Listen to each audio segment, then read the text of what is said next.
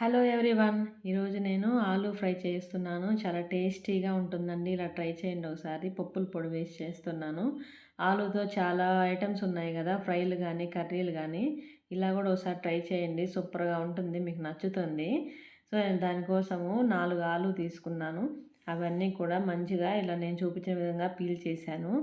అవి ఉప్పు నీళ్ళల్లో వేస్తున్నాను అనమాట. మనము ఫ్రై చేసుకునే లోపు అవి నల్లగా పోకుండా శుద్ధంగా ఉప్పు నీళ్ళల్లో కానీ వేసి పెట్టుకుంటే ఆ ముక్కలు అనేవి నల్లగా అవ్వకుండా ఉంటాయి.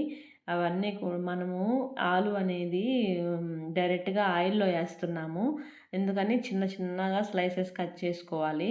అదే కానీ మామూలు నీళ్ళల్లో కూడా బాయిల్ చేసి పోపులో వేసేసుకోవచ్చు. నేను మాత్రం ఇప్పుడు డైరెక్ట్గా ఆయిల్లో వేసేస్తున్నాను. దానికోసము చిన్న చిన్న స్లైసెస్ కట్ చేసుకోవాలి నేను చూపించిన విధంగా. మరి పెద్దగా అలా చేస్తే కొంచెం టైం తీసుకుంటుంది, అంతే, ఇంకేం లేదు. సో ఇట్లా నేను చూపించిన విధంగా కట్ చేసేసి మొత్తం కూడా ఉప్పు నీళ్ళల్లో వేసేసుకోండి. ఇది చాలా టేస్టీగా ఉంటుందని ఇలా ట్రై చేయండి. ఇంకా మరెన్నో రెసిపీస్తో మీ ముందుకు వస్తాను.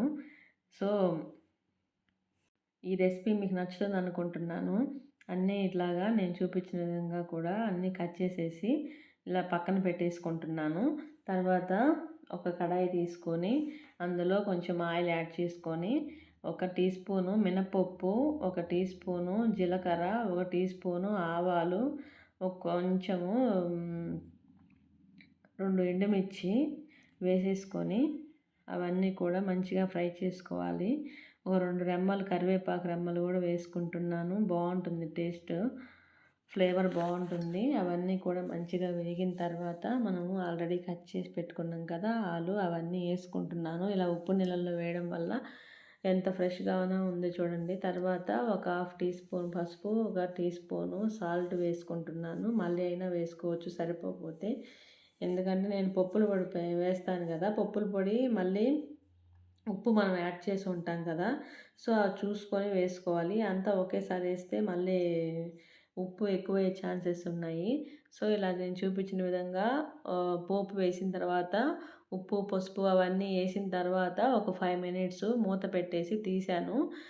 ఆల్మోస్ట్ బాయిల్ అయిపోయాయి అన్నీ కూడా. మంచిగా మళ్ళీ కింద అడుగంటకుండా మధ్య మధ్యలో కలిపెట్టుకుంటూ ఉండాలండి. ఎందుకంటే మనం పక్కన బాయిల్ చేసి పెట్టుకోలేదు కదా, డైరెక్ట్గా ఆయిల్లో వేసాం కాబట్టి. సో అప్పుడప్పుడు కలిపెట్టుకుంటూ ఉండాలండి. సిమ్లో పెట్టుకుంటే బాగా ముక్క అనేది ఉడుకుతుంది.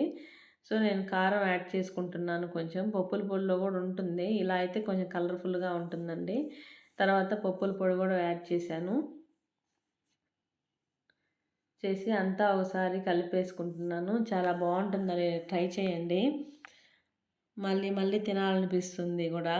ఉత్తదైనా తినేయచ్చు, రసమైనా ఏదైనా పచ్చడి చేసుకున్నప్పుడు ఇలా సైడ్ డిష్ లాగా సూపర్గా ఉంటుందండి. నచ్చుతుంది అనుకుంటున్నాను. చూడండి ఎంత ఎమ్మీగా ఉందో, చూస్తుంటేనే తినాలనిపిస్తుంది కదా. ఈ ముక్క నేను చూపిస్తున్నాను చూడు, ఎంత బాగా స్పాంజీలాగా ఉడికిపోయింది కదా. ప్లీజ్ షేర్, లైక్ అండి, subscribe. Bye bye friends. Thank you for watching.